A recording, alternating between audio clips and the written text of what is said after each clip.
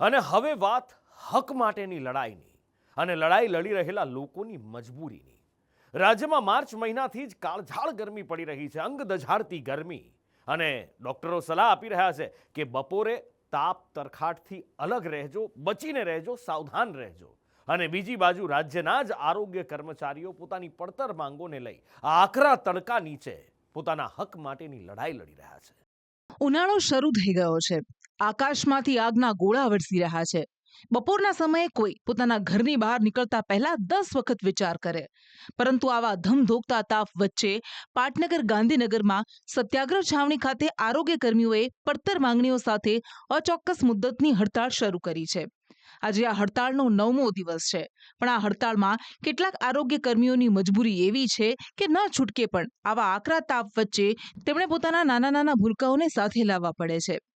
નાના ભૂલકાઓને આવા તાપમાં રસ્તા પર લઈને બેસવા પાછળનું કારણ છે કે આરોગ્ય કર્મીઓને ઘરે બાળકોને સાચવી શકે તેવું કોઈ નથી, જેના કારણે મજબૂરીના માર્યા તેઓ હડતાળ કરવા પણ બાળકોને સાથે લાવી રહ્યા છે. અમારા મૂળભૂત હક છે એ અમને હક મળવા જોઈએ. અમારે પગાર પ્રેમ નથી મળતો, 2800 મળવો જોઈએ. ટેકનિકલ અમને ગણવા જોઈએ. અમારા હક અમને મળતા નથી, એટલા માટે અચોક્કસ મુદતની હડતાલ પર ઉતરવું પડશે 17 તારીખથી.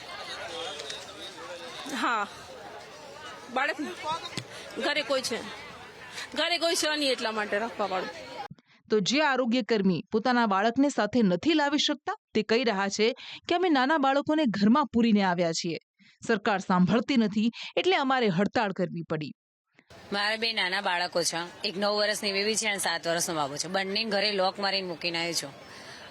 છેલ્લા 8 દિવસથી સતત અમે અહીંયા આવીએ છીએ અને અમારી લડત છે 2001થી ચાલો અને 2022માં અમે જ્યારે હડતાળ કરીને ત્યારે અમારે ઠરાવ પણ કરી દીધો, કમિટીએ અહેવાલ પણ આપી દીધો છે કે અમે 2800ના પાત્ર છીએ. તેમ છતાં અમને વાયદા કરી અને પછી આપેલ નહીં, એના કારણે અમારે અત્યારે બીજી વાર હડતાળ પાડવી પડી. હડતાળ પર ઉતરેલા આરોગ્ય કર્મીઓની માંગ શું છે તેની વાત કરીએ તો આરોગ્ય કર્મચારીઓના ગ્રેડ પેમાં સુધારો કરવો, ટેકનિકલ ગ્રેડ પેનો સમાવેશ કરવો, ખાતાકીય પરીક્ષામાંથી મુક્તિ આપવામાં આવે, ટેકનિકલ કેડરમાં તેમનો સમાવેશ કરવામાં આવે. આરોગ્ય કર્મચારીઓની હડતાળને પગલે રાજ્યમાં આરોગ્યની સેવાઓ ખોરંભે ચડે તેવી શક્યતા છે, જેના કારણે સરકારે આરોગ્ય કર્મચારીઓની હડતાળ સામે એસ્માનું શસ્ત્ર ઉગામ્યું છે. રાજ્યના નાગરિકો જ્યારે મુશ્કેલીમાંથી આરોગ્ય વિષયક સેવાઓમાં જતા હોય, પીડાતા હોય, ત્યારે આ પ્રકારની હડતાલ કરી અને બાનમાં લઈ અને ગુજરાતમાં લેવાનું કામ એ યોગ્ય નથી. મારી એમને અપીલ છે કે આ હડતાલ વહેલી તકે સમેટી નહીં તો સરકારને પણ યોગ્ય પગલાં લેવાની ફરજ પડે. આરોગ્ય વિભાગમાં કામ કરતા કર્મચારીઓ જેને ભગવાનનું બીજું સ્વરૂપ કહેવામાં આવે છે, કોઈ પણ માણસ બીમાર પડે તો જરૂર આરોગ્ય વિભાગની પહેલી પડતી હોય છે. સરકારે ચૂંટણી પહેલાં જ્યારે આરોગ્ય કર્મચારીઓ જ્યારે આંદોલન કર્યું ત્યારે એમને સમાધાન કરીને એમને જે 4 માંગણીઓ હતી 4 માંગણીઓને સ્વીકાર કર્યો હતો. 2 વર્ષ કરતાં પણ વધારે સમય થઈ ગયો પછી પણ સરકારે એ માંગણીઓનો સ્વીકાર કર્યો નથી. માટે ભારતીય જનતા પાર્ટીની આ સરકાર વચનો તો ચોક્કસ આપે છે, સમાધાનો ચોક્કસ કરે છે, પણ એનો અમલ કરતી નથી. અને આજે જે રીતે કર્મચારીઓ પોતાની માંગ માટે રજૂઆત કરી રહ્યા હોય ત્યારે પોલીસ દ્વારા તેમની જે ધરપકડ કરવામાં આવે છે એ વાત પણ બિલકુલ અયોગ્ય છે. આરોગ્ય કર્મચારીઓની જે માંગ છે, માંગ સાથે સરકારે જે સમાધાન કર્યું હતું એ 4 માંગણીઓ સરકારે સ્વીકારવી જોઈએ અને એનો અમલ કરવો જોઈએ. કોંગ્રેસ પાર્ટી તરફથી માંગણી કરું છું. એસ્મા એટલે કે the essential services maintenance act, જે મુજબ આવશ્યક સેવામાં રોકાયેલ વ્યક્તિ હડતાળ પર ન જઈ શકે અને હડતાળ શરૂ થઈ હોય તો તે ગેરકાયદેસર ગણાય, જેમાં હડતાળમાં ભાગ લેનારની વગર વોરંટે ધરપકડ થઈ શકે અને 6 માસની કેદ તેમજ દંડ થઈ શકે. સરકારે એસ્મા અંતર્ગત આરોગ્ય કર્મીઓ સામે કાર્યવાહી પણ શરૂ કરી છે. સરકારે યુનિયનના મહામંત્રી આશિષ બારોટને છૂટા કરવાનો આદેશ આપ્યો છે. તો આજે હડતાળ કરી રહેલા સાબરકાંઠાના 400 કર્મીઓને છૂટા કરી દેવાયા છે, જ્યારે અમરેલીના 247 કર્મચારીઓને પણ છૂટા કરી દેવાયા છે. તેમ છતાં ગાંધીનગરમાં આંદોલન કરી રહેલા આરોગ્ય કર્મીઓ કહી રહ્યા છે કે અમારી અચોક્કસ મુદ્દતની હડતાળ ચાલુ રહેશે. હવે સરકારે એસ્મા ભલે લગાડ્યો હોય, અમને એનાથી કોઈ ચિંતા નથી. અમે મજબૂતાઈથી ગાંધીનગરની આ ભૂમિ પર દરેક 33 જિલ્લાના આગેવાનો સહિત જે 25,000ની સંખ્યા પણ અમે ટૂંક સમયમાં પણ ભેગી થશે. મજબૂતાઈથી જ આંદોલન અમે લડીશું. એસમા લગાડે, છૂટા કરવાની ગતિવિધિ કરે, છતાં પણ અમે એક સંકલ્પ સાથે ગાંધીનગરમાં આવ્યા છે કે અમારી લડત અને માગણીને લઈને જ જંપીશું. અમે ગ્રેડ પે લઈને જ જંપીશું. આજે 9મો દિવસ છે અને રોજે રોજ અમારી સંખ્યા અહીંયા વધતી જાય છે. પૂરા જોશમાં કર્મચારીઓ આ લડત લડી લેવાના મૂડમાં છે. સરકારશ્રીને નમ્ર વિનંતી છે કે અમારી જે 2 માગણીઓ છે, 2 વર્ષથી પડતર છે. આમ જોવો તો 2001થી આ મુદ્દો ચાલુ છે, એટલે 23 વર્ષ જેવું થઈ ગયું છે. તો આ માગણીઓ તુરંત સંતોષે એવી અમારી નમ્ર વિનંતી છે. આરોગ્ય કર્મીઓની હડતાળ પર પડેલી એસ્માની ગાજ પર વિધાનસભા ગૃહમાં પણ આ મુદ્દો ગુંજ્યો હતો. કોંગ્રેસના ધારાસભ્ય કિરીટ પટેલે આરોગ્ય કર્મીઓને ટેકો આપતા કહ્યું હતું કે આરોગ્ય કર્મીઓની માંગ સાચી છે.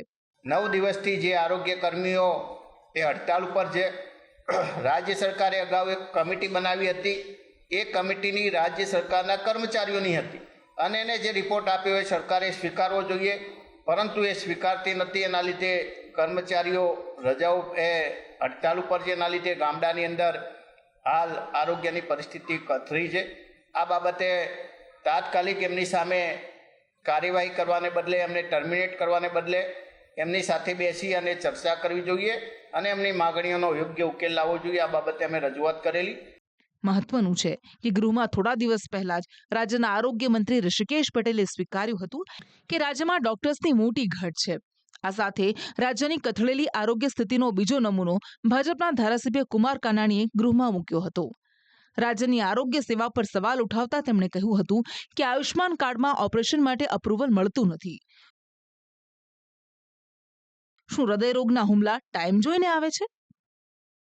ખેર, આમ રાજ્યના આરોગ્ય કર્મીઓ પોતાની હડતાળને લઈને મક્કમ જોવા મળી રહ્યા છે, જે પોતાના હક માટે લડી લેવાના મૂડમાં છે. બીજી બાજુ સરકારે એસ્મા લાગુ કરી પોતાનું આકરું વલણ બતાવ્યું છે. સ્થિતિ ઘણી અસમંજસ ભરી છે કે હવે આગળ શું? કોણ ઝૂકશે? સરકાર કે આરોગ્ય કર્મી? કે પછી સમાધાન માટે કોઈ વચ્ચેનો રસ્તો નીકળશે? બ્યુરો રિપોર્ટ, સંદેશ ન્યૂઝ.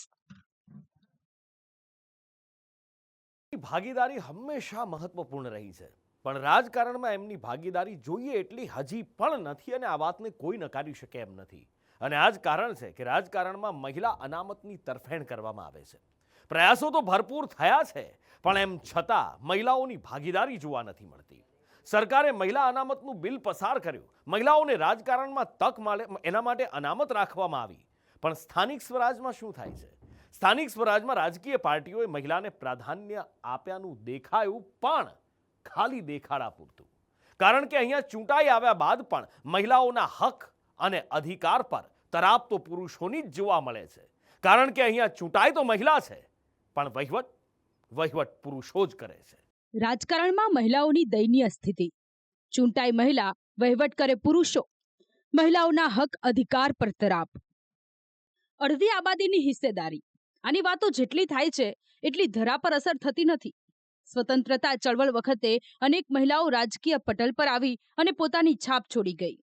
આપણા સમાજ અને રાજનીતિની એક મહત્વની શક્તિ એટલે સ્ત્રી શક્તિ. આવું ભાષણોમાં તો તમે સાંભળતા હશો, પણ વાત જ્યારે રાજનીતિની, વહીવટની આવે ત્યારે હકીકત બહુ સારી તો નથી. આપણા દેશમાં રાજનીતિમાં મહિલાઓનું પ્રતિનિધિત્વ ખૂબ ઓછું છે અને વહીવટના નીચલા સ્તરે. ગ્રામ પંચાયત, નગરપાલિકા સ્તરે તો મહિલાઓના પ્રતિનિધિત્વ માટે જોગવાઈઓ કરાઈ, પણ પીએમ મોદીની ટકોર બાદે પ્રધાનપતિનું કલ્ચર ખતમ નથી થતું. જી હા, ગુજરાતમાં હજુય કેટલાય ગામડાઓ છે જ્યાં ચૂંટાય તો મહિલા છે, પણ વહીવટ કરતા તેનો પતિ હોય છે. પાટણના હારીજ નગરપાલિકાની ચૂંટણી બાદ સોમવારે પ્રથમ સામાન્ય સભાનું આયોજન કરવામાં આવ્યું હતું, જેમાં ચૂંટાયેલા મહિલા સદસ્યના પતિઓ અને તેમના પ્રતિનિધિઓએ સભામાં આવીને ગોઠવાઈ જતા ચીફ ઓફિસર દ્વારા સદસ્યો સિવાયના લોકોને બહાર જવા માટે કહેવામાં આવ્યું. પણ પુરુષ પ્રધાન માનસિકતા તેમના પર એટલી હાવી હતી કે તેઓ બહાર તો ન ગયા, પણ ચીફ ઓફિસરને બહાર જવાનું કહી દીધું. ગઈકાલે હારીજ નગરપાલિકાની સામાન્ય સભા હતી, તો અમે જ્યારે પ્રમુખશ્રીની ચેમ્બરમાં બેઠા હતા, તો પ્રમુખશ્રી હતા અને કોર્પોરેટરના પ્રતિનિધિ હતા, ત્યારે શ્રી જીગર મહેતા આવ્યા અને અમને ટૂંકારે બોલાવ્યા અને અમારું અપમાન કર્યું કે તું જા ઊભો થા અને જનરલ સભા કર. પરંતુ નગરપાલિકાનો સારો પ્રસંગ હોય અમે ગમ ખાઈ ગયા હતા અને અમે ત્યાંથી જતા રહ્યા હતા. ત્યારબાદ જ્યારે અમે ઉપર સભાખંડમાં ગયા થોડી વાર પછી, ત્યારે ત્યાં કોર્પોરેટર હતા, કોર્પોરેશનના પ્રતિનિધિ હતા અને જીગર મહેતા પણ હતા. તો એમને અમારી સાથે જ્યારે એવી સૂચના આપવામાં આવી કે ચૂંટાયેલા સભ્યો હાજર રહે, બીજા માટે તો કોઈ માટે કશું કહેવામાં પણ નહોતું આવ્યું, તો ત્યારે અમારી સાથે ગાળાગાળી કરી, અભદ્ર વર્તન કર્યું અને અમને અમારું અપમાન કરી અને અમને નીચે ઉતરી જવા કહ્યું, જેથી અમે નીચે ઉતરી ગયા હતા. સામાન્ય સભામાં એટલું તોફાન મચ્યું કે વાત ગાળાગાળી, ઝપાઝપી અને મારામારી સુધી આવી ગઈ, જેના કારણે અંતે પ્રમુખે સભા મોકૂફ રાખવાની જાહેરાત કરી. અમે નીચે ઉતરી ગયા હતા, ત્યારબાદ સભા થઈ શકે એવું હતું નહીં, જેથી ઉપપ્રમુખ અને પ્રમુખશ્રીએ ન છૂટકે એમને આ સભા રદ કરવી પડી હતી. જો કે હારીજ નગરપાલિકામાં વિપક્ષની ભૂમિકા ભજવતા વોર્ડ નંબર 3ના સદસ્ય કોમલબેનના પતિ પ્રકાશભાઈ કહી રહ્યા છે કે સામાન્ય સભામાં ભાજપના બે જૂથ વચ્ચે ઝઘડો થયો હતો, જેના કારણે સભા મોકૂફ રખાઈ હતી. ચાલુ થાય એ પહેલા જ મીટિંગને રદ કરવામાં આવી અને ચીફ ઓફિસર સાહેબ નીકળી ગયા ચાલુ સભાએ. અમારા વિકાસના, ગટરના, પાણીના પીવાના, રોડના આ બધા પ્રશ્નો લઈને અમે હજુ શરૂઆત કરીએ એ પહેલા તો સભાનું વિસર્જન થઈ ગયું. તે બાબતે ભાજપના અંદરના લોકો સામસામે આવી જતા અમે લોકોએ શાંત પાડી સભા ચાલુ થાય તેના ઘણા પ્રયત્નો કર્યા, પણ સભા થઈ નહીં. તેનું અમને બધાને વિરોધ પક્ષ તરીકે બહુ જ દુઃખ થયું છે. આના લીધે હારીજનગરની જે વિકાસના કામો અટવાઈને પડેલા છે, એટલે સભા તત્કાળ બીજી વાર રચાય અને આ સભાને હારીજના વિકાસના કામો લેવાય તાત્કાલિક, તેવી અમારી આશા છે. તો આ બધા વચ્ચે જેના પર આરોપ લાગી રહ્યા છે તેવા ભાજપ નેતા અને પોતાની પત્નીના બદલે સભામાં ગયેલા જીગર મહેતા કહી રહ્યા છે કે વર્ષોથી સદસ્યના બદલે તેમના પ્રતિનિધિ દ્વારા કામકાજ ચાલે છે, તો પછી આ વર્ષે કેમ નહીં? આ સાથે તેમણે આરોપ લગાવ્યો છે કે ચીફ ઓફિસરને પોતાના પાપ પકડાઈ જવાનો ભય લાગી રહ્યો હતો, જેના કારણે તેમણે આ નાટક કર્યા. જેના માટે હું એકલો નહોતો, 8-10 જણા એવા પ્રતિનિધિઓ હતા જે મીટિંગની પહેલા આવ્યા હતા, કોઈ મીટિંગમાં નતા આવ્યા. જે વાત નીકળે છે ને કે ભાઈ મીટિંગમાં હતા, મીટિંગમાં કોઈ નતા. મીટિંગ પહેલા ફક્ત ચર્ચા કરવા અમે આવ્યા હતા કે ભાઈ ગામના વિશે જે ભ્રષ્ટાચારની ચર્ચાઓ ખૂબ થઈ રહી છે, પુરોગામી જે પેલા 2 વર્ષ 1.5 વર્ષની અંદર સીધા જે ભાઈ એમને ટેન્ડરો આપી અને જે કામો આપ્યા છે જેમાં ભ્રષ્ટાચારની ભયંકર બદબુ આવી રહી છે. 1-2 તો એવું બન્યું છે કે રસ્તા બન્યા અને મહિનામાં તૂટી ગયા ના દાખલા જીવંત છે. તો એ વિષય વિશે આપણે ચર્ચા કરવા માટે જ અમને વાત કરી હતી કે ભાઈ આ બધું અમારે ઠરાવમાં તમે લેજો. અમે કંઈ પણ અમે મિટિંગમાં હાજર પણ નહોતા, મિટિંગ થઈ પણ નથી. આ તો અમે એમને જસ્ટ ચર્ચા કરી કે ભાઈ આ ઠરાવમાં લેવાનું છે. એ જાણ્યું ચીફ ઓફિસરે કે એમનું પાપ પકડાઈ જશે, એના માટે કરીને પછી ચીફ ઓફિસરે આ ગતકડું રચ્યું કે ભાઈ જીગર મહેતા બોલ્યા. ભાઈ બોલવાની કોઈ વસ્તુ જ નથી. અમે લોકો હારીજના નાગરિકો છીએ, અમારી ફરજ છે. ગામમાં આટલો મોટો ભ્રષ્ટાચાર ચાલતો હોય તો અમારે અવાજ ઉઠાવો, એ અમારી નૈતિક ફરજ છે. ખેર, આમ આ આખા મુદ્દે અનેક સવાલો ઉભા થઈ રહ્યા છે કે શું પાલિકામાં ચૂંટાયેલી મહિલાને કારોબાર સોંપવામાં નથી આવતો? મહિલાના નામનો ઉપયોગ માત્ર સત્તા મેળવવા માટે જ થાય છે. સદસ્ય મહિલા બની તો પતિ કેમ વહીવટ કરે? મહિલા સદસ્યના 2 જવાબદાર પતિઓને કોનું પીઠબળ?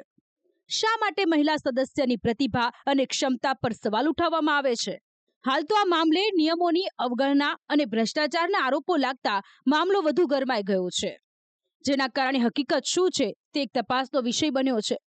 જો કે આ બધા વચ્ચે સૌથી મોટો અને મહત્વપૂર્ણ સવાલ એ છે કે મહિલા સભ્ય ચૂંટાઈ આવે છે તો પછી તેમને વહીવટ કેમ કરવા દેવામાં નથી આવતો?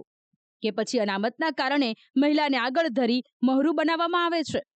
સમાજમાં, રાજકારણમાં મહિલાઓની હિસ્સેદારી ત્યારે જ દેખાશે જ્યારે આ પ્રધાન પતિનું કલ્ચર ખતમ થશે અને સત્તાનું સુકાન પણ મહિલા સંભાળશે.